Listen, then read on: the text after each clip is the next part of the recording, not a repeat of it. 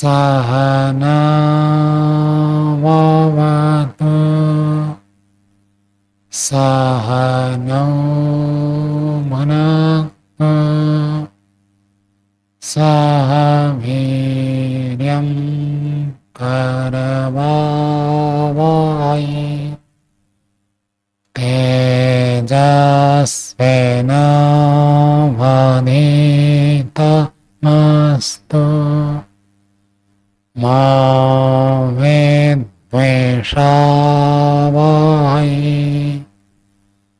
ॐ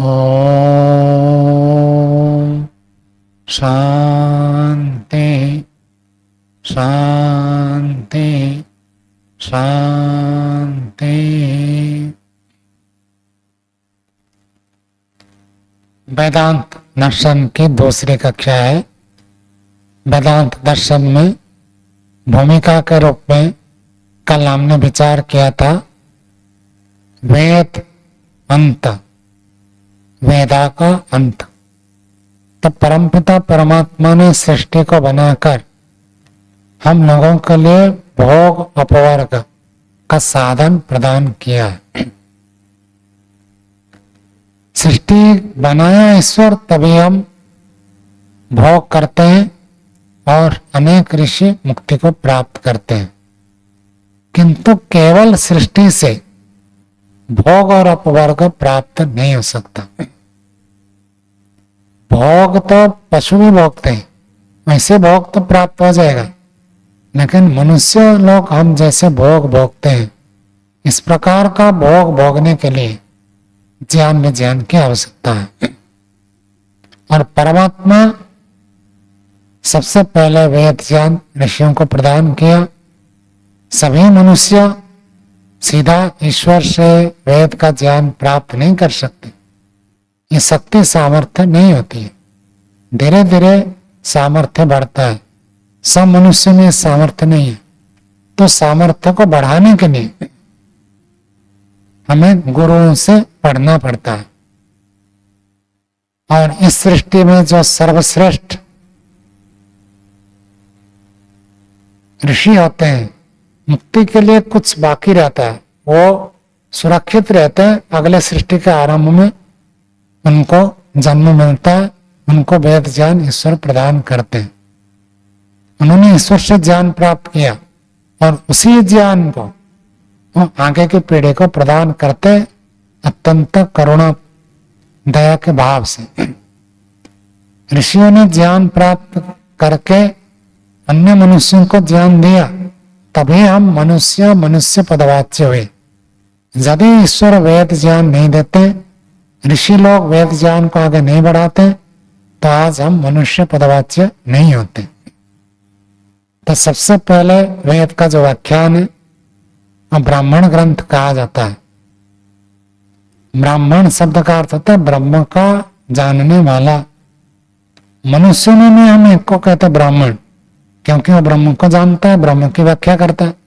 और एक ग्रंथ का नाम भी ब्राह्मण ग्रंथ है, क्योंकि वो भी ब्रह्म की व्याख्या करता है, ब्रह्म को जनाता है, ब्रह्म कैसा है, इसलिए उसका नाम ब्राह्मण ग्रंथ है। और ब्राह्मण ग्रंथ में उसका भाग आरण्यक होता है, उपनिषद होता है। तो उपनिषद आध्यात्मिक भाग है। ब्राह्मण ग्रंथ के जो आध्यात्मिक भाग, उसको उपनिषद कहते हैं। और उपनिषदों के ऊपर ये शास्त्र वेदांत दर्शन चर्चा करेंगे। इसलिए महर्षि ने भी सत्यार्थ प्रकाश में पठन पाठन के विधि में वेदांत दर्शन पढ़ने से पहले 10 उपनिषद पढ़ने का विधान किया। वेदांत दर्शन को सबसे अंत में पढ़ा जाता है। अन्य दर्शन पहले पढ़ते, बाद में इसको पढ़ते, क्योंकि यह अंतिम चीज को बताता है। अंतिम चीज मुक्ति है, ब्रह्म की प्राप्ति है, उस चीज को ये बताएंगे। और ब्रह्म विद्या सबसे सूक्ष्म विद्या है, इसलिए इसको सबसे अंत में रखा है दर्शनों में। ये वेदांत दर्शन, वेद और इसका अंत। वेद के बारे में हम कल विस्तार से चर्चा की, विस्तार से समझने का प्रयत्न किया कि वेद क्या है।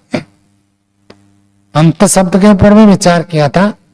सार रूप में यदि आपको बताऊं, वेद का अंत, वेद का स्वरूप क्या है, अर्थात वेद किस चीज को प्रस्तुत करना चाहता, वेद हमको क्या जानना चाहते हैं, उसको जो बताता है उसको कहते हैं वेदांत। स्वरूप कहिए, वेद का स्वभाव क्या है? वेद का स्वभाव है मनुष्य को आध्यात्मिक ज्ञान प्रदान करना, तो इसलिए उसको। और अंत शब्द का एक अर्थ होता है निश्चय। वेद का निश्चय किसमें है? वेद कहां पर जाकर समाप्त होता है? अंत का अर्थ समाप्ति भी होता है। तो वेद में समाप्ति क्या है? कहां जाकर वेद समाप्त होता है? तो ब्रह्म में समाप्त होता है। हमारे ऐसे गृहस्थ, वानप्रस्थ, संन्यास, सब आश्रम का भी विधान इसलिए ताकि हम क्रम से एक एक स्तर आगे आगे बढ़कर अंत में जाकर ब्रह्म का साक्षात्कार करें। तो उससे निश्चय को ये बताता है वेद की समाप्ति ब्रह्म प्राप्ति में है। ब्रह्म प्राप्ति हो गई अर्थात समाधि अवस्था में ईश्वर का साक्षात्कार हो गया, वो अंतिम उपलब्धि मनुष्य की, और उससे बढ़कर कोई उपलब्धि नहीं है। तो वेद की समाप्ति, वेद में बताई गई सबसे बड़ी उपलब्धि वह है वेदांत। महर्षि ने लिखा, इस नवम समलास में देखेंगे कि सबसे सूक्ष्म जो है ब्रह्म विद्या, इसको अत्यंत सावधान एकाग्रता के साथ अध्ययन करना है। तो वेद अंत दो चीजों को हमने देखा, और उसके बाद आता है दर्शन। दर्शन शब्द सभी दर्शन के साथ जुड़ा हुआ है। दर्शन शब्द का अर्थ होता है दृश्यते अनेन इति दर्शनम, जिसके द्वारा देखा जाता है उसको कहते हैं दर्शन। ऐसे तो हम आंख से देखते हैं, तो इसलिए आंख से देखते हैं तो भी दर्शन कहा जाता है। मैंने जाकर गुरु जी का दर्शन किया, मैंने हरिद्वार का दर्शन किया। दर्शन क्या? देखने का साधन। तो शास्त्र में हम क्या दर्शन करते हैं? यहां तो ऐसे कोई दर्शन की बात नहीं, दर्शन तो आंख से होता है। तो जिन चीजों को हम आंखों से नहीं देख सकते उन चीजों को ये दिखाते अर्थात जनाते हैं। आंख से देखने वाली चीजों को तो ये बताएंगे नहीं, कम बताएंगे, थोड़ा बताकर छोड़ देंगे। जिन चीजों को हम आंख से नहीं देख सकते, नहीं जान सकते, छू कर नहीं जान सकते, चख कर नहीं जान सकते, ऐसे जो सूक्ष्म तत्व है उन चीजों को ये जनाते हैं। दृश्यते यथार्थ तत्व, यथार्थ स्वरूप को जो पता जनाते हैं उसका नाम है दर्शन। आंख से तो हम देखते हैं, आंख से देखने से सामान्य रूप का ज्ञान होता है, वो हितकारी अहितकारी ये हमको आंख नहीं बताएगा। आंख नहीं बता सकती कि इस रूप को देखने से मुझे लाभ होगा हानि होगी, इस रूप को देखने से धर्म होगा अधर्म होगा, इस रूप को देखने से मैं स्वस्थ रहूंगा अस्वस्थ रहूंगा। आंख नहीं बता सकती। उसको कौन बताएगा? उसको दर्शन शास्त्र बताते हैं। जिन चीजों को आंख आदि इंद्रियों से नहीं जान सकते उन सूक्ष्म तत्वों को जनाने के कारण से इनको कहते हैं दर्शन। दर्शन शब्द सभी जुड़ के साथ जुड़ा रहता है। प्राय करके दर्शन को दो विभाग करते हैं, मोटे रूप में दो विभाग कर देते हैं। एक होता है भारतीय दर्शन और एक होता है पाश्चात्य दर्शन। भारत में भी बहुत सारे दार्शनिक हुए, उनके अलग अलग दर्शन जो हम पढ़ते हैं प्राय करके, और पाश्चात्य में भी कुछ दार्शनिक विद्वान हुए, उनका भी ईश्वर के बारे में, जगत के बारे में, जीवन के बारे में अलग अलग कंसेप्ट है, अलग अलग विचार है, अलग अलग मान्यता है। उन मान्यताओं को हम पाश्चात्य दर्शन कहते हैं। और ये जो दर्शन है ये भारतीय दर्शन है। भारतीय दर्शन को भी दो विभाग करते हैं। भारतीय दर्शन में आस्तिक दर्शन, नास्तिक दर्शन। आस्तिक दर्शन 6 है और नास्तिक दर्शन 3 है। जैन दर्शन वो ईश्वर को नहीं मानते, बौद्ध दर्शन ईश्वर को नहीं मानते, चार्वाक दर्शन ईश्वर को नहीं मानते, पुनर्जन्म को नहीं मानते, कर्मफल को नहीं मानते, तो नास्तिक दर्शन है। और ऐसे ही अनेक आपको अवान्तर मिल सकते हैं। आस्तिक दर्शन जो है वो 6 है, और इन्हीं 6 आस्तिक दर्शन को वैदिक दर्शन कहते हैं। और इन 6 वैदिक दर्शन में दो की जोड़ा है। योग सांख्य ये परस्पर जोड़े हैं। योग और सांख्य का विषय एक ही है। वैशेषिक न्याय इनका विषय एक ही है। और मीमांसा वेदांत ये एक ही है। इन दो के जोड़े हैं विषय की दृष्टि से। तो योग और सांख्य का विषय प्रकृति पुरुष का ज्ञान और उसका साक्षात्कार कैसे करते हैं बताते हैं। वैशेषिक और न्याय, न्याय का तो मुख्य विषय होता है प्रमाणों से अर्थों का परीक्षण करना, सत्य का ज्ञान करना, ये न्याय का मुख्य विषय। और वैशेषिक का मुख्य विषय 6 पदार्थों का ठीक ठीक ज्ञान, साधर्म्य वैधर्म्य से तत्व ज्ञान को प्राप्त करना। बच गया 2 मीमांसा दर्शन। ये जो वेदांत दर्शन है इसका नाम भी मीमांसा, इसको कहते हैं उत्तर मीमांसा। और जैमिनीय दर्शन को कहते हैं पूर्व मीमांसा। उसका नाम पूर्व और इसका नाम उत्तर। रचना की दृष्टि से नहीं कि इस दर्शन को बाद में बनाया था इसलिए उत्तर और वो पहले बनाया था। जैमिनी जी तो व्यास जी का शिष्य है, लेकिन पूर्व का अर्थ पहले पढ़ने योग्य, पहले जानने योग्य। और उसमें भी मीमांसा है, इसमें भी मीमांसा है। मीमांसा, मीमांसा का अर्थ होता है विचार करना, समाधान करना। सामान्य अर्थ है जिज्ञासा, लेकिन जिज्ञासा से आगे की चीज है मीमांसा। जब शंका हो, प्रश्न उठे, तो उसको ठीक ठीक समाधान करना, उसको कहते हैं मीमांसा। अब ये इसका नाम उत्तर मीमांसा और जैमिनी इसी का बनाया हुआ ग्रंथ पूर्व मीमांसा। दोनों ही मीमांसा, दोनों ही समाधान करते हैं। पूर्व मीमांसा में वाक्यार्थ विज्ञान है और उत्तर मीमांसा में वाक्यार्थ विज्ञान है, लेकिन इनका जो उदाहरण विषय है वो अलग अलग है। जैमिनी ऋषि ने जो मीमांसा दर्शन बनाया, उन्होंने ब्राह्मण ग्रंथों को वाक्यों को लिया। जैसे मोटे उदाहरण में देता हूं। अब महर्षि दयानंद ने यज्ञ का विधि बताया और लिखा कि इस मंत्र को पढ़कर पूर्व दिशा में जल सेचन करे। अब पूर्व दिशा में जल सेचन करे तो किधर से कहां करे? दक्षिण से उत्तर की ओर करे, उत्तर से दक्षिण की ओर करे, किस दिशा से किस दिशा की ओर करे?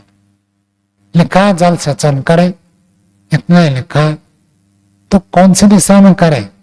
ऐसे ऐसे जो प्रश्न उठेगा, शंका उठेगी, उनका विचार करके समाधान देता है मीमांसा दर्शन। इस ब्राह्मण ग्रंथ के वाक्य में ऐसे कहा गया, जैसे मोटे उदाहरण आपको बताऊं, जो व्यक्ति ऐसे यज्ञ नहीं करेगा उसको दंड मिलेगा। सामान्य भाषा में कहते हैं मुंह में कीड़े पड़ेंगे, और मुंह में तो कीड़े पड़ते नहीं है, तो अर्थ क्या होगा? मोटे उदाहरण बताना आपको। जैसे कह दिया नित्य अग्निहोत्र करे। नित्य का क्या अर्थ होता है मनु जी?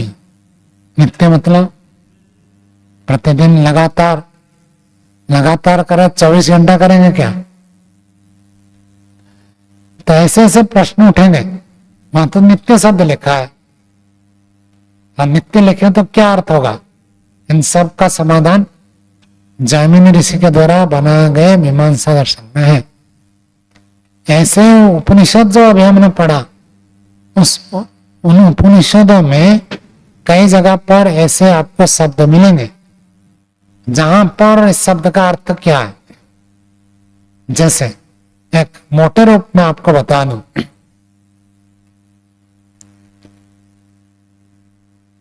कि एक जगह पर आया, ब्रह्म च क्षत्रम च यत्र उभय भवत ओदनः। कौन से उपनिषद में आया? ब्रह्म च क्षत्रम च यत्र भवत ओदनः। कठोपनिषद में आया कि ब्राह्मण और क्षत्रिय दोनों भात के समान हो जाते हैं। किसके लिए? परमात्मा के लिए। तो भात हम लोग खाते हैं, तो क्या परमात्मा में खाता है क्या?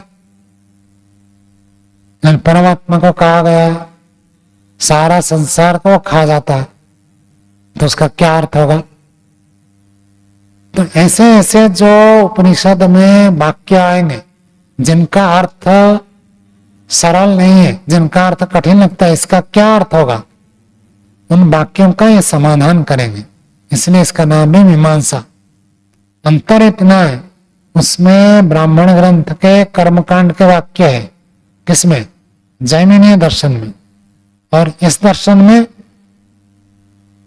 उपनिषद के वाक्य है। इसलिए महर्षि ने भी लिखा उपनिषद पढ़कर इसको पढ़े। जगह जगह आपको मिलेंगे उपनिषद के एक इस वाक्य का क्या अर्थ है, इस वाक्य का क्या अर्थ है। एक शब्द आया आकाश। अब ये आकाश शब्द का क्या अर्थ है? भौतिक आकाश ले, पांच भूत का आकाश, या परमात्मा? जैसे तैतरीय उपनिषद हमने पढ़ा, कहा प्राण्यात कहा अन्यात यद ऐसा आकाश आनंद न स्यात्। कौन श्वास ले सकता है, कौन जीवित नहीं रह सकता है यदि यह आकाश न होता। आनंद स्वरूप आकाश न हो तो हम श्वास भी नहीं ले सकते, जीवित भी नहीं रह सकते। तो कहते हैं आनंद स्वरूप आकाश कौन सा आकाश है? ये भौतिक आकाश है या कोई और है? तो ये कहेगा भौतिक आकाश नहीं है, भौतिक आकाश में तो आनंद नहीं है। वहां आकाश का अर्थ ईश्वर है। अग्नि मिले, मैं अग्नि की स्तुति करता हूं, तो वहां अग्नि ईश्वर है। तो अग्नि शब्द का क्या अर्थ हो, शब्द का अर्थ व्याकरण बताएगा, लेकिन शब्द का सिद्धांत क्या है वो दर्शन शास्त्र बताएगा। बिना दर्शन शास्त्र के वैदिक सिद्धांत को हम समझ नहीं सकते। वेद के सिद्धांतों को समझने के लिए दर्शन शास्त्र अति आवश्यक है। वेद के शब्दों को समझने के लिए व्याकरण आवश्यक है। बिना व्याकरण के वेद के शब्द समझ में नहीं आएंगे। लेकिन बिना दर्शन शास्त्र, वेद का अभिप्राय क्या है, तात्पर्य क्या है, सिद्धांत क्या है, उद्देश्य क्या है, ये नहीं समझ में आएगा। तो उसके लिए दर्शन, और उसमें भी मीमांसा दर्शन बहुत विशेष है। जिनको वेद पढ़ना है, वेद भाष्य करना है, वेद के अर्थ को गहराई से समझना है, उनको मीमांसा पढ़नी है। कौन सी मीमांसा? दोनों मीमांसा, पूर्व मीमांसा भी है, उत्तर मीमांसा भी है। उत्तर मीमांसा वेदांत दर्शन को कहते हैं। उत्तर, उत्तर का अर्थ बाद। बाद में ग्रंथ की दृष्टि से, विषय की दृष्टि से बाद का विषय। पहला विषय कर्मकांड करेंगे, यज्ञ करते हैं तो पूर्व है, और जब संन्यास ले लेते हैं तब फिर कर्मकांड से छुटकारा मिल जाता है। फिर ब्रह्म की उपासना करनी है, तो बाद का काम है। तो विषय की दृष्टि से इसको उत्तर मीमांसा कहते हैं। वेदांत दर्शन, उसी का नाम उत्तर मीमांसा। और क्योंकि इसमें ब्रह्म की चर्चा है तो इसी दर्शन को ब्रह्म सूत्र भी कहते हैं। वेदांत दर्शन का ही एक और नाम है ब्रह्म सूत्र, और इसको शारीरक सूत्र भी कहते हैं। शरीर होता है हमारा शरीर, शरीर में रहने वाला आत्मा को कहते हैं शारीरक, और शरीर में रहने वाला आत्मा से संबंधित होने से इसको शारीरक सूत्र भी कहते हैं। इस वेदांत दर्शन के रचयिता महर्षि वेद व्यास जी है, जिनका गोत्र पिता का नाम बादरी था, तो इसलिए उनको बादरायण भी कहते हैं। इसी दर्शन में हम पढ़ेंगे बादरी आचार्य ऐसे मानते हैं, और बादरायण महर्षि व्यास जी अपने नाम के लिए कहते बादरायण ऐसे मानते हैं। और व्यास जी का शिष्य कौन था? महर्षि जैमिनी, तो जैमिनी जी का भी नाम आएगा, तो उनके शिष्य वो ऐसे मानते हैं। ये सब चर्चा है। तो यहाँ बादरायण वेद व्यास जी है, उन्हीं का दूसरा नाम था कृष्ण द्वैपायन। द्वैपायन कृष्ण, कई लोग कहते हैं कृष्ण द्वैपायन अलग है और व्यास जी अलग है, लेकिन सामान्य रूप से कृष्ण द्वैपायन ही बादरायण ऋषि है, जिनका ये नाम बादरायण, और उन्हीं को ही हम कृष्ण द्वैपायन मानते हैं। उनके द्वारा ये वेदांत दर्शन ग्रंथ बनाया गया। तो महर्षि वेदव्यास ने 3 अमर ग्रंथों की रचना की है। एक तो ये वेदांत दर्शन होगा, दूसरा है उनका अमर ग्रंथ महाभारत, जो सत्य इतिहास है, और महर्षि व्यास जी का एक अनुपम कृति है योग दर्शन का व्यास भाष्य। योग दर्शन महर्षि पतंजलि का है, उसका उन्होंने भाष्य किया है। ये 3 विशेष रचना महर्षि व्यास जी के, और उनकी इतनी प्रसिद्धि हुई, योग में भी वो ऊंची स्थिति में थे, तो फिर बाद में लोगों ने पुराण में लिखा और सब कर दिया व्यास जी ने लिखा है। तो उनकी इतनी प्रसिद्धि हो गई थी, तो लोग अपने अपने ग्रंथ बनाकर उनके नाम से कर देते। तो महर्षि वेद व्यास जी अत्यंत उच्च कोटि के ऋषि विद्वान थे, और उनका नाम वेद व्यास। जैसे कोई वृत्त होता है, सर्कल होता है, उसके डायमीटर को कहते हैं व्यास। तो वेद के वो आर पार के विद्वान थे, पूरा थ्रू फेयर जिसको कहते हैं। वेद में क्या है पूर्ण रूप से जिसको ज्ञान है, उसको वेद व्यास कहते हैं। तो ऐसे कोई भी योग्यता प्राप्त करे तो व्यास स्थिति प्राप्त होता है। वेद के ऊपर उन्होंने ऐसे ज्ञान प्राप्त किया। वेद बहुत गंभीर है, और वेद को जानना, पढ़ना, समझना, उन लोगों को उपदेश देना, यही कार्य था महर्षि व्यास जी का। और उसके बाद उन्होंने वेदांत दर्शन की रचना की। ये जो वेदांत दर्शन है, ये दर्शन विद्या की दृष्टि से देखेंगे तब तो जब से वेद है तब से वेदांत भी है। वेदांत का अर्थ हो गया ब्रह्म विद्या, तो ब्रह्म विद्या तब से जब से वेद है। चाहे योग हो, सांख्य हो, वैशेषिक हो, न्याय हो, सब विद्याएं सृष्टि के आरंभ से है। लेकिन ये जो पुस्तक है जिसमें सूत्र है, ये महर्षि व्यास ने बनाया।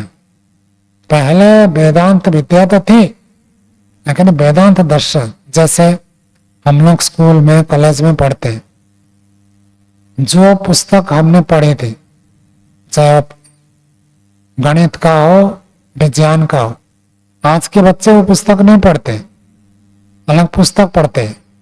लेखक बदल गए, पहले अलग पुस्तक हम पढ़ते थे, आज अलग पुस्तक, लेकिन विद्या वही है।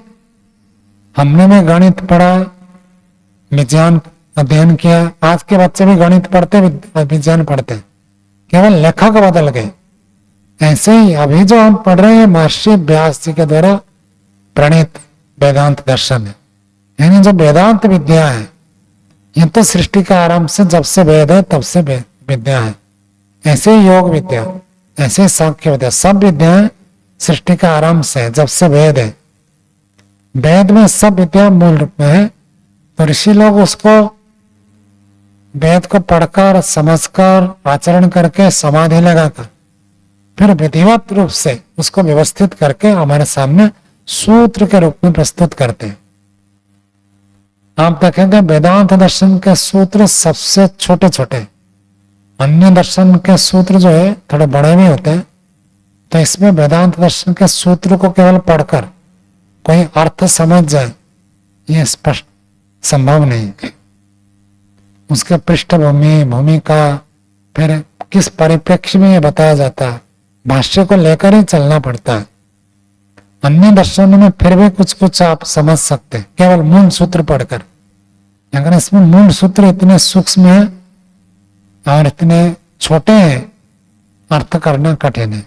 तो पृष्ठभूमि से भाष्य लेकर ही पढ़ना होता है।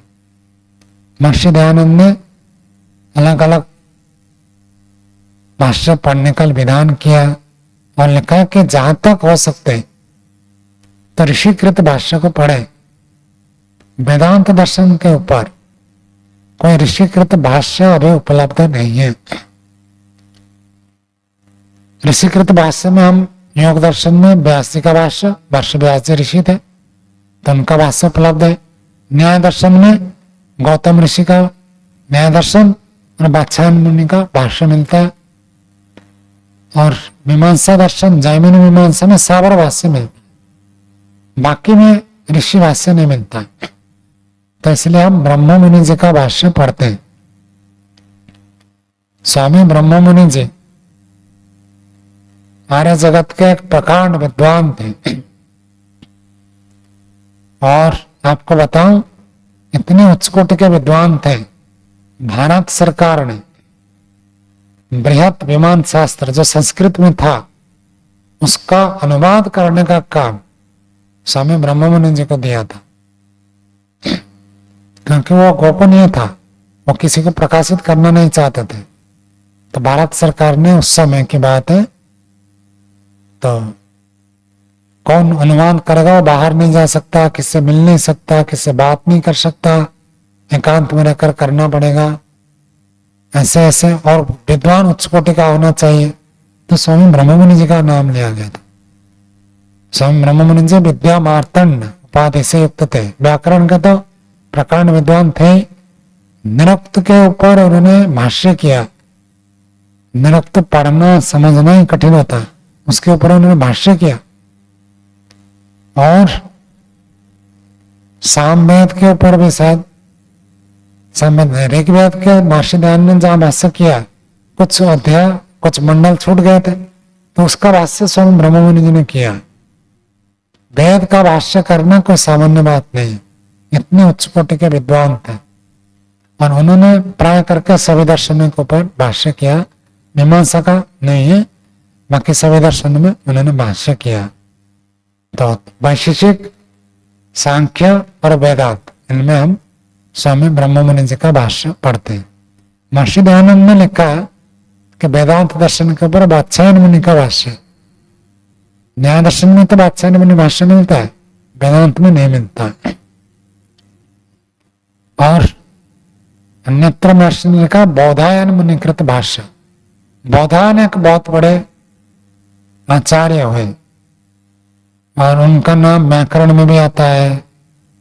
उन्होंने दोनों मीमांसा का ऊपर भाष्य किया, पूर्व मीमांसा जैमिनी मीमांसा दर्शन के ऊपर भी, और उत्तर मीमांसा महर्षि व्यास जी के दर्शन के ऊपर भी भाष्य किया, लेकिन वो अब उपलब्ध नहीं है।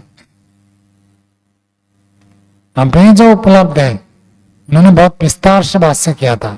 मीमांसा दर्शन में 16 अध्याय और वेदांत में 4 अध्याय। इस जो वेदांत दर्शन हम पढ़ेंगे इसमें 4 अध्याय है और प्रत्येक अध्याय में 4-4 पाद है। कुल वेदांत दर्शन में 555 सूत्र है, याद रखना सरल है, 5-5-5। तो इसके ऊपर उन्होंने भाष्य किया था विस्तार से, लेकिन वो आज उपलब्ध नहीं है। महर्षि के समय उपलब्ध होगा तो होगा, आजकल तो उपलब्ध नहीं है। अब जो उपलब्ध है, उपलब्ध में से सबसे पुराना भाष्य जो है स्वामी शंकराचार्य जी का भाष्य उपलब्ध है। स्वामी शंकराचार्य जी वेदांत के ऊपर भाष्य किया और उन्होंने अद्वैत परक व्याख्या की, और उनका भाष्य इतना प्रसिद्ध हो गया, आज अब कहीं भी आप जाकर कहेंगे वेदांत पढ़ रहा, तो लोग सोचेंगे आप अद्वैत वेदांत को पढ़ रहे हैं। वेदांत का अर्थ ही अद्वैत समझने लग जाते हैं लोग, क्योंकि वही प्रसिद्ध है। और जो भी लोग वेदांत पढ़ते हैं, प्राय करके जितने भी यूनिवर्सिटी में वेदांत पढ़ाया जाता है, शंकराचार्य जी का ही वेदांत पढ़ाते हैं, अद्वैत वेदांत।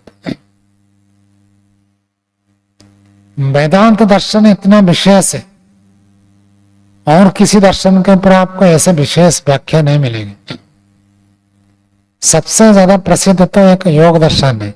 योग दर्शन घर घर में आपको मिलेगा। और यदि दूसरे में आप देखेंगे तो वेदांत दर्शन बहुत प्रसिद्ध है। और जितने बड़े बड़े आचार्य हुए हमारे भारतवर्ष में, वो आचार्य लोग इसी वेदांत दर्शन के व्याख्या करके अपने अपने मत का प्रचार प्रसार किया है। अन्य दर्शन की व्याख्या करके नहीं, वेदांत दर्शन का व्याख्या करके अपने मत को प्रस्तुत किया। क्योंकि आगे चलकर आप समाज में कार्य करेंगे तो थोड़ा आपको परिचय भी हो, तो परिचय की दृष्टि से थोड़ा थोड़ा मैं बता देता हूं। अद्वैत वेदांत जो स्वामी शंकराचार्य जी ने प्रस्तुत किया, उनके मत में ब्रह्म ही एक तत्व है, बाकी और कोई दूसरा तत्व नहीं है। अद्वैत, द्वैत का अर्थ होता है दो, और अद्वैत का अर्थ होता है दो नहीं। दो नहीं मतलब केवल एक, ब्रह्म को ही मानते हैं। उनके वाक्य बकायदा आपको ऐसे मिलेगा, जीव ब्रह्मैव न अपरः, जीव और ब्रह्म अलग अलग नहीं है। ब्रह्म सत्यम जगत मिथ्या, जगत नाम की चीज ही नहीं है। जगत को अनित्य मानेंगे तब तो ठीक है, अनित्य तो हम भी मानते हैं। जगत का अस्तित्व को ही नकारते हैं हम, कहते हैं ब्रह्म ही है। और अद्वैत मतवाद है, थोड़ा सा आप समझ ले, ज्यादा व्याख्या नहीं करूंगा, लेकिन जानना आवश्यक है क्योंकि लोक में तो यही प्रचलन है। वेदांत का अर्थ ही वो कहते हैं सांकर वेदांत, हाँ अद्वैत वेदांत। वो कहते हैं ब्रह्म ही एक तत्व है, और ब्रह्म ही जीव बन गया, और ब्रह्म ही जगत बन गया।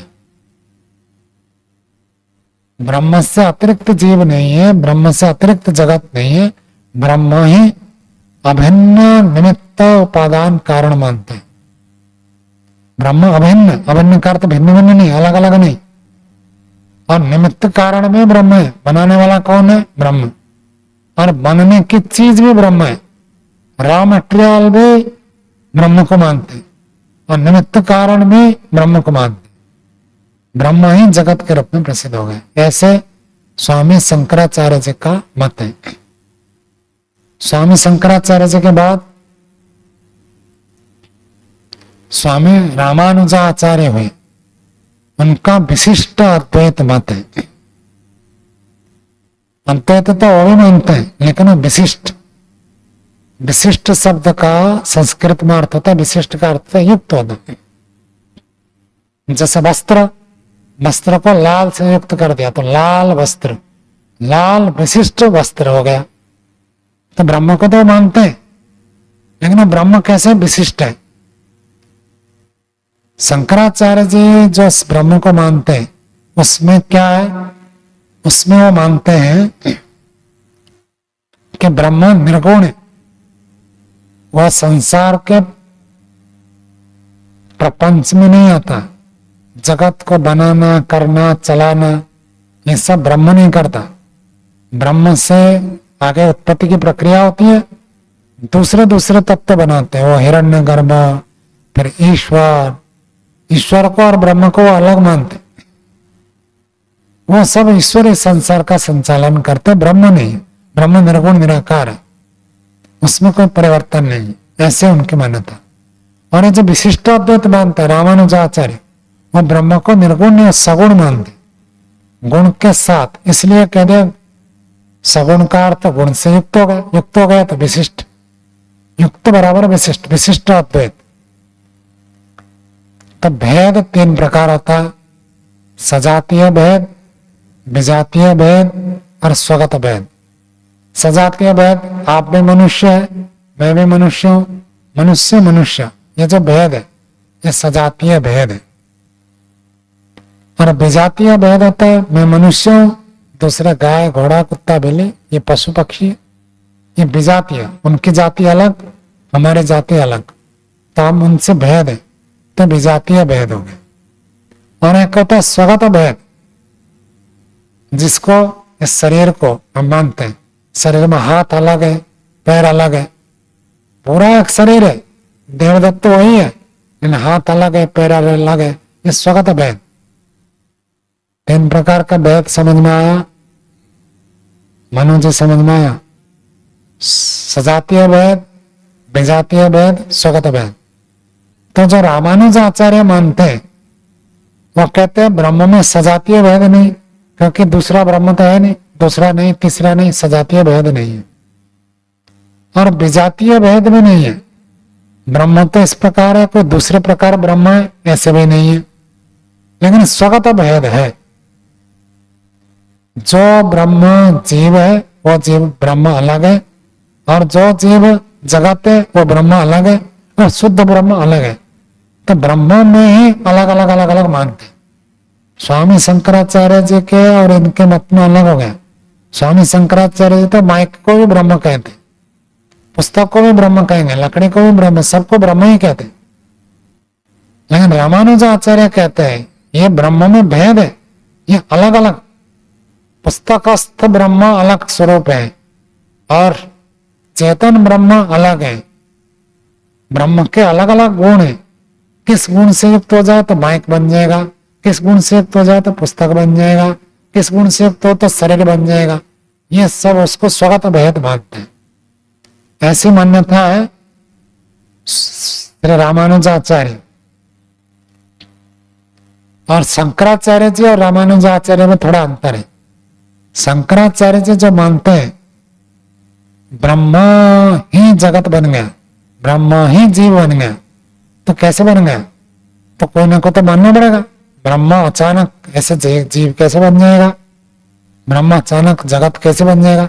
तो एक माया की कल्पना करते, कहते माया शक्ति से युक्त हो जाए तो ब्रह्म माया के कारण से अपने को भूलकर जीव बन जाता और अपने माया शक्ति से वो जगत बन जाता है।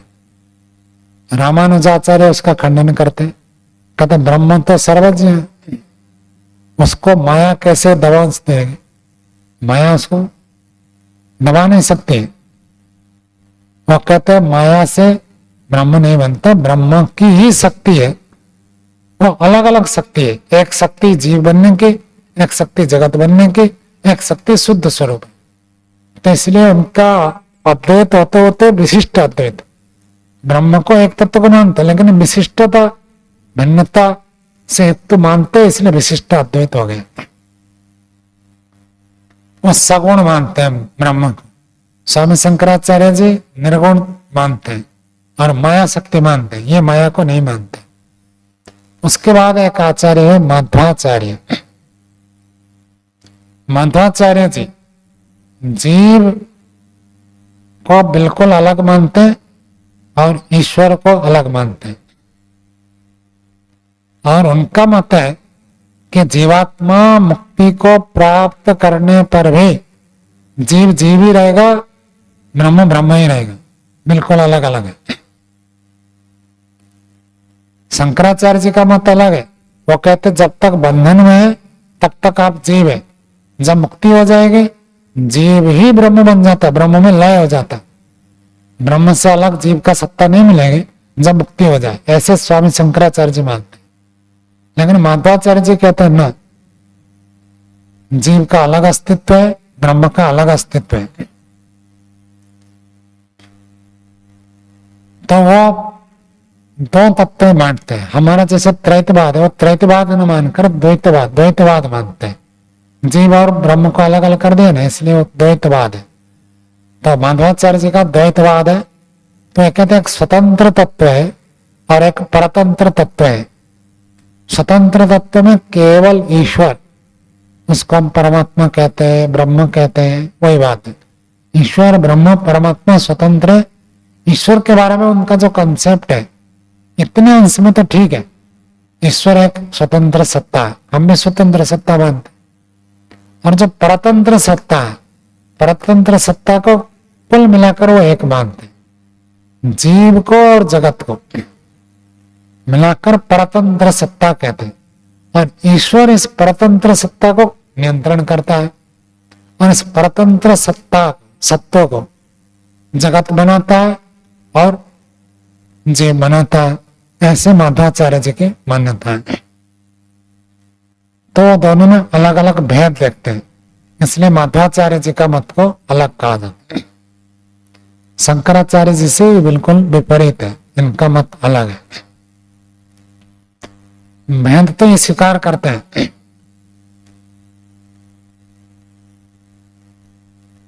तो इनके मतवाद को द्वैत मतवाद कहा जाता है।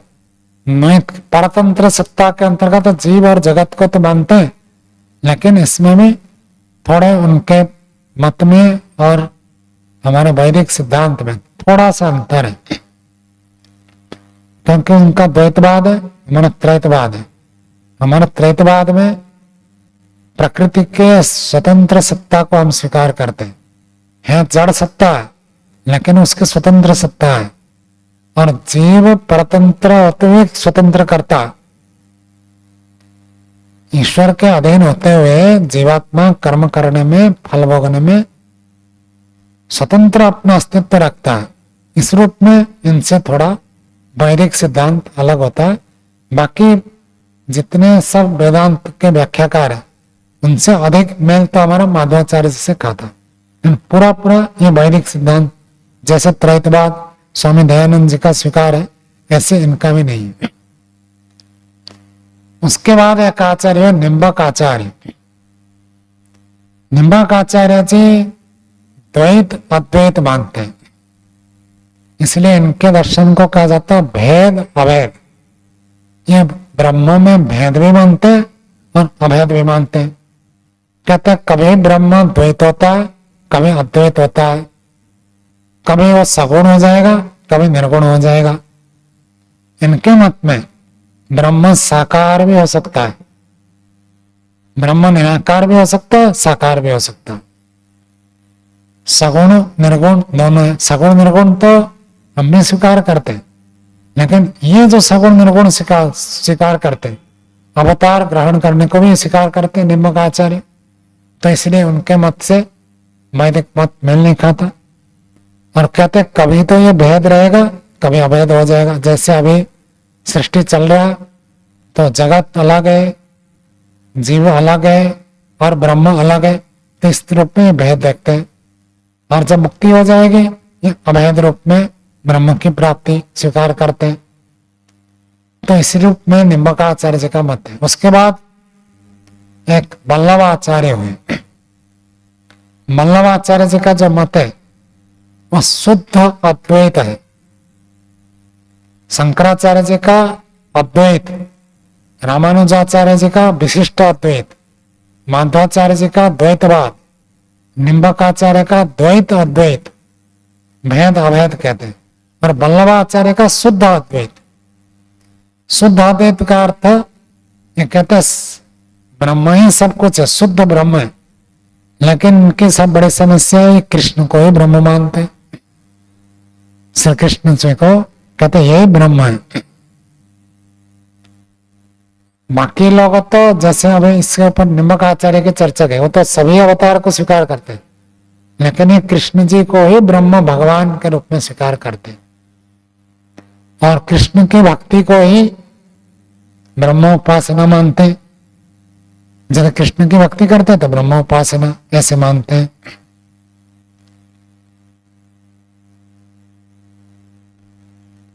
तो ऐसे अलग अलग आचार्य। और आपको ये बताया, इसलिए मैं सबको बताया, वेदांत के ऊपर इन सभी आचार्यों ने अपनी अपनी व्याख्या की है।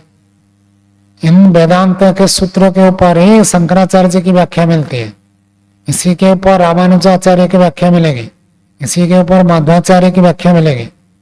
शंकराचार्य जी ने अद्वैत व्याख्या कर दी सबकी, और रामानुजाचार्य जी ने विशिष्ट अद्वैत व्याख्या की है, और माधवाचार्य जी ने द्वैतवाद के अनुसार व्याख्या की है। वेदांत इतना, यह दर्शन इतना सूक्ष्म है और इतना महत्वपूर्ण है, इतना गंभीर विषय है, इन्हें क्या सूत्र इतने संक्षिप्त है, तो इसके आधार पर ही सब अपने अपना अर्थ निकालते हैं। उसी सूत्र को अलग अलग आचार्य अलग अलग अर्थ कर देते हैं।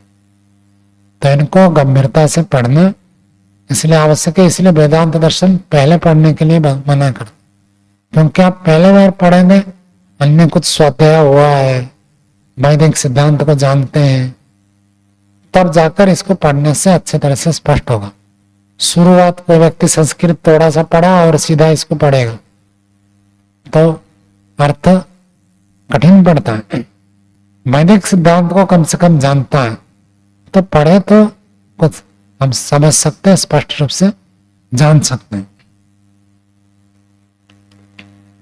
तो वेदांत दर्शन हम पढ़ेंगे, हम ब्रह्म मुनि जी का भाष्य पढ़ेंगे।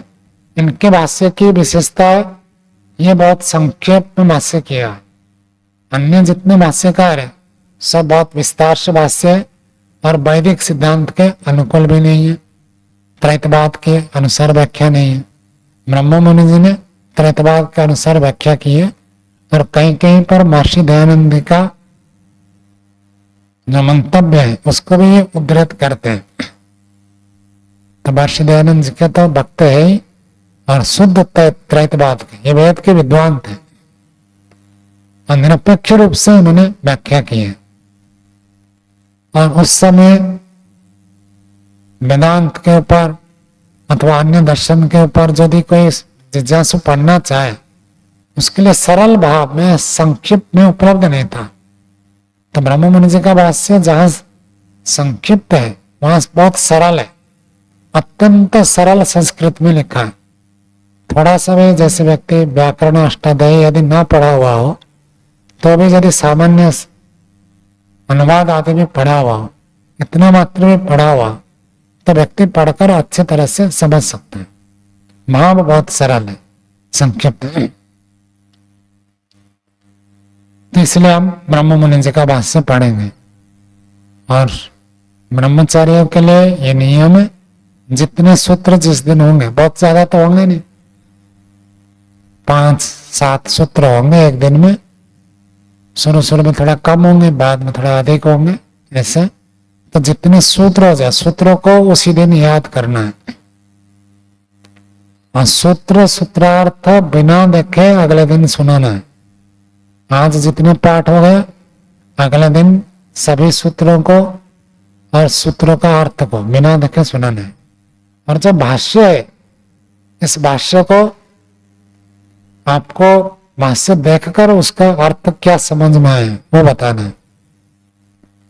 रोज का पाठ रोज आप करेंगे तो अच्छी योग्यता बन जाएगी। और जब एक अध्याय पूरा हो जाए तो फिर आपको परीक्षा देनी है। तो ऐसी यदि तैयारी करेंगे तो आपको अच्छी उपलब्धि होगी, शास्त्र के ऊपर बहुत अधिकार प्राप्त हो जाएगा।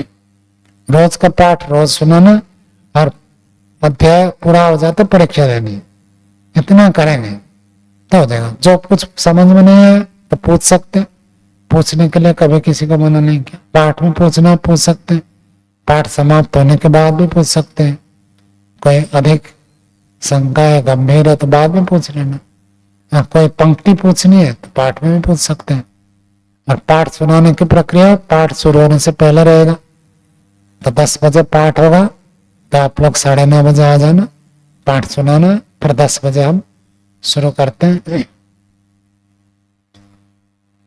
चलो आज थोड़ा सा पाठ प्रारंभ करते हैं, फिर आगे पढ़ेंगे। देखिए सबसे ऊपर लिखा ओम वेदांत दर्शनम ब्रह्म मुनि भाष्योपेतम। यह वेदांत दर्शन है और ब्रह्म मुनि भाष्य से उपेत, उपेत का अर्थ युक्त, उपा जमा इत उपेत, युक्त संयुक्त है। ये जो पुस्तक आपको दी गई है ये ब्रह्म मुनि भाष्य है, तो इसको हम पढ़ेंगे। और भी कोई ऑनलाइन पढ़ते हैं तो ये पुस्तक तो संस्कृत में है, ये उपलब्ध है, किसी को चाहिए तो बता सकते हैं। बाकी हिंदी में इसका गोविंद राम हसानंद दिल्ली में मिलता है। ब्रह्मचारियों के लिए हिंदी पुस्तक नहीं है, आपको संस्कृत में ही पढ़ना है। जो बड़ी आयु के है वो हिंदी पुस्तक पढ़ना चाहे तो पढ़ सकते हैं। इसमें जैसे एक एक अक्षर, एक एक शब्द और वाक्य लिखा है जो का तो उसका अनुवाद दिल्ली से उपलब्ध हो जाता है। और ऐसे ही वेदांत के ऊपर आचार्य उदयवीर शास्त्री जी ने भाष्य किया, वो बहुत प्रबुद्ध विद्वान है, 6 दर्शनों के ऊपर अधिकार था और प्रत्येक दर्शन के ऊपर उन्होंने गवेषणात्मक अध्ययन किया। वेदांत दर्शन के ऊपर तो एक इतिहास भी लिखा, वेदांत दर्शन का इतिहास, सांख्य दर्शन का इतिहास।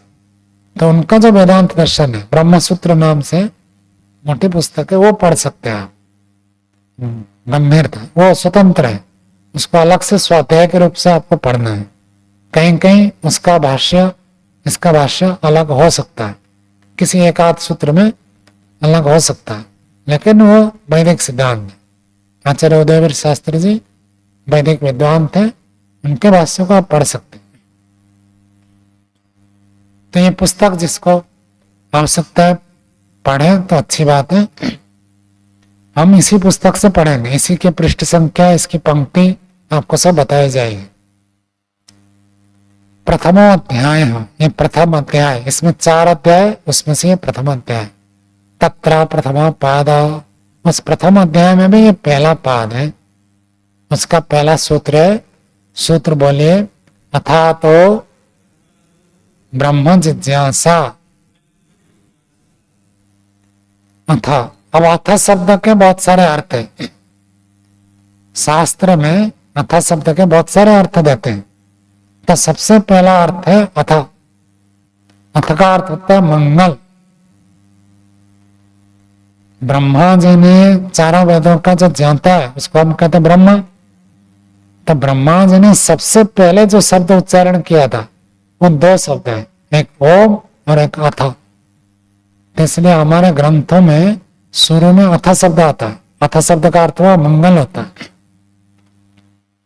अथ शब्द ओंकारश्च अथ शब्दस्य द्वौ एतौ ब्रह्मणा पुरा कंठं भेत्वा विनिर्मुक्तौ तस्मात् मांगलिकौ उभौ।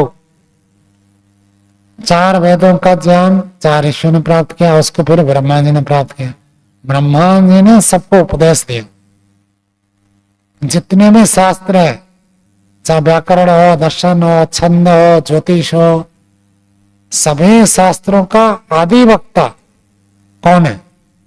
ब्रह्मा। ब्रह्मा जी को सबसे आदि वक्ता माना जाता, पहला उपदेश करता। और उन्होंने जो सबसे पहला उपदेश दिया ओम और अथ, उनके मुंह से ही निकला ओम, फिर अथ, ओंकारश्च अथ शब्दश्च, ये 2 शब्द। 2 तो ब्रह्मण पुरा, 2 शब्द ब्रह्म के पुरा। पुर का अर्थ सबसे पहले, आगे। कंठम भित्ता विनिर्मुक्त, कंठ को तोड़कर, कंठ को भिन्न करके निकला, इसलिए। तस्मात् मांगलिको उभौ, इसलिए दोनों शब्द मांगलिक है। तो कहीं में मंगल आचरण करना है तो 2 शब्द बोल सकते हैं, कौन सा? ओंकार और अथ शब्द। इसलिए यज्ञ में हम ओम करते हैं, यज्ञ शुरू करते हैं, क्या करते हैं? अथ संकल्प पाठ, अथ देव यज्ञ। अथ शब्द मंगल कारक है, इसलिए वहां अथ बोला जाता है। अथ ब्रह्म यज्ञ, अथ शब्दानुशासनम। व्याकरण आरंभ होता अथ शब्दानुशासन, और योग दर्शन शुरू होता अथ योगानुशासन। अथ शब्द से मांगलिक है। और आगे कहते हैं अथ शब्द का अर्थ होता है अनंतर। अनंतर का अर्थ है नेक्स्ट, इसके बाद क्या। तो कुछ बात आपने बता दी, अब उस बात को बताने के बाद जब वो अगली बात बताएंगे तब कहते हैं अथ। जैसे आपने पहला आचमन किया, आचमन के बाद कहते हैं अथ अंग स्पर्श, वहां अथ शब्द का अर्थ होगा उसके बाद। उसके बाद, उसके लिए भी अथ शब्द प्रयोग होता है। और आरंभ के लिए भी अथ शब्द होता है। अथा, अथा कहकर आरंभ किया जाता है। किसी चीज को आरंभ करें तो जैसे हम आजकल में माइक चेक करते तो आप क्या करते हैं? हेलो कहकर बोलते हैं, टेस्ट करते हैं, चेकिंग करते हैं। तो संस्कृत में जो आरंभ है परीक्षण करने के लिए अथवा किसी कार्य को प्रारंभ किया जाता है, उसको अथा बोलकर आरंभ किया जाता है। और प्रश्न पूछने के लिए भी आरंभ किया जाता है। अथ गच्छति, मैंने पूछा अथ गच्छति, इसका मतलब क्या हुआ? क्या आप जा रहे हो? तो अथ का अर्थ प्रश्न हो गया, क्या आप जाने वाले हो? कार्त्स्न्य का अर्थ था संपूर्णता। आप लोगों ने योग दर्शन व्यास भाष्य पढ़ा है। अथा इति क्या है वह? अधिकार अर्थ। अधिकार अर्थ का क्या अर्थ है?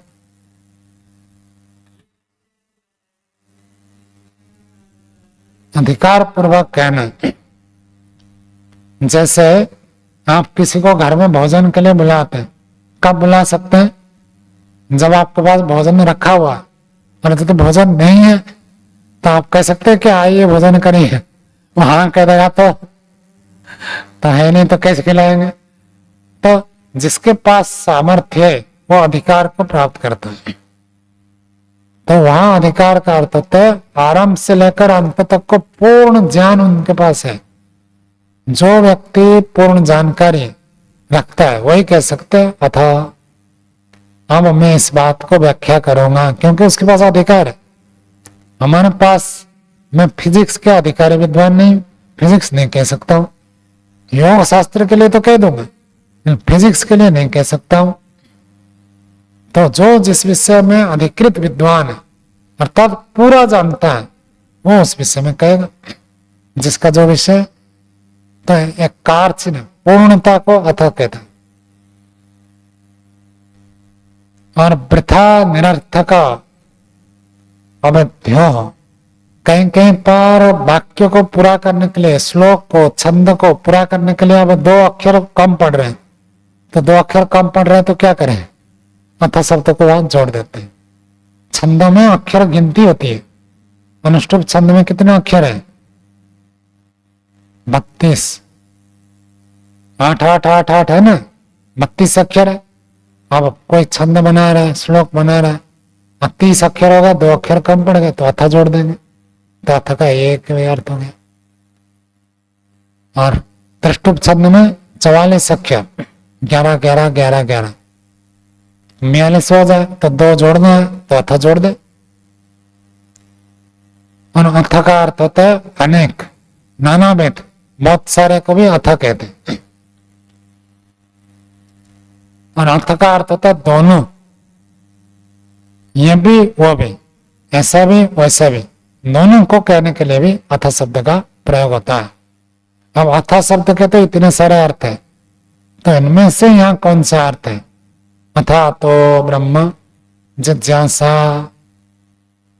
अथ शब्द यहाँ इन सभी अर्थों में से जो आपको बताया था अनंतर, नेक्स्ट, किसी चीज को पहले बताकर उसके बाद जब दूसरी चीज को बताते हैं तो उसके लिए अथ शब्द प्रयोग हुआ है। इसका मतलब वेदांत दर्शन पहले पढ़ना ही नहीं है, इससे पहले कुछ और पढ़ा हुआ होना चाहिए, कुछ और किया हुआ होना चाहिए। क्या किया होना, क्या पढ़ा हुआ, वो अलग बात है, बताएंगे। लेकिन अथ शब्द ये कह रहा है कि इसके पश्चात, अतः, अतः का अर्थ होता है इस कारण से, इस हेतु से, ब्रह्म जिज्ञासा, ब्रह्म की जिज्ञासा। ब्रह्म जिज्ञासा षष्ठी समास। कुछ पहले से प्राप्त हो गया, उन सबको कर लिया, अब करने के बाद फिर आगे कुछ करने जा रहे हैं, तो शुरू में किसी को ब्रह्म जिज्ञासा नहीं होती, नहीं होगी। पहले जीवन में कुछ होता है, उसके बाद ब्रह्म जिज्ञासा होती है। तो प्राय करके कहा जाता है जीवन में व्यक्ति मार खाकर सीखता है। सीधा सीधा ब्रह्म के प्रति किसी की लालसा, आकर्षण, तृष्णा, आकांक्षा नहीं होगी। संसार के प्रति आकर्षण होगा। इस विषय में आपको पहले भी बहुत बता चुका हूं। क्यों ऐसा होता है? क्योंकि सांसारिक सुख प्रत्यक्ष है और ब्रह्म अप्रत्यक्ष है। तो प्रत्यक्ष वस्तु के प्रति आकर्षण होता है और अधिकांश लोगों का आकर्षण तो प्रत्यक्ष के प्रति ही होगा। कोई कोई ऐसे होंगे तो परोक्ष प्रिया देवा, परोक्ष के प्रति आकर्षित होते, वो उधर जाएंगे। सामान्य नियम क्या है? सबको संसार में ही रुचि होगी, आकर्षण होगा। तो इसलिए अथ संसार को भले भांति देखने के बाद, अब उसके बाद फिर अतः, अतः का अर्थ था इस कारण से, कोई कारण है, कोई निमित्त है, कोई हेतु है, इस हेतु से ब्रह्म की जिज्ञासा हो रही है। वह हेतु क्या है वो सब आगे हम पढ़ेंगे। ब्रह्म जिज्ञासा, ब्रह्म की जिज्ञासा, ब्रह्म जिज्ञासा, ज्ञातुम इच्छा, जिज्ञासा, जानने की इच्छा, ब्रह्म को जानने की इच्छा हो रही है। कब जानने की इच्छा हो रही है? पहले जीवन को बहुत अधिक अनुभव किया, उसके बाद देखा तृप्ति नहीं हुई। संसार के सुख में व्यक्ति जगह जगह जगह जगह जगह जगह प्रयत्न करता, देखता कहीं तृप्ति नहीं हुई, तब क्या कहता है? ब्रह्म जिज्ञासा। हमने सुना है कि ब्रह्म को प्राप्त करने से तृप्त हो जाता है, अब उस ब्रह्म को मैं जानना चाहता हूं। जब तक ये लगता है संसार में सुख है, तब तक ब्रह्म जिज्ञासा नहीं होगी। जब लगेगा संसार में कहीं भी सुख नहीं है, तब ब्रह्म की जिज्ञासा होती।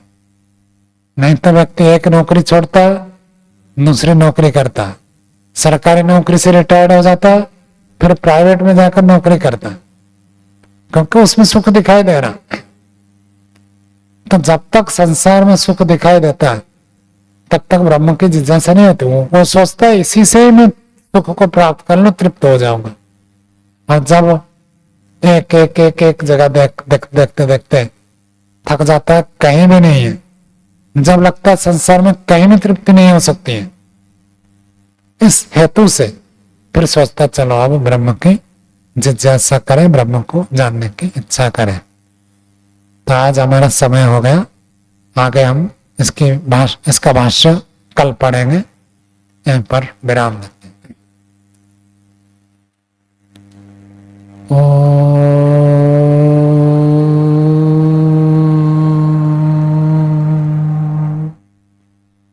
शांति शांति शांति। सर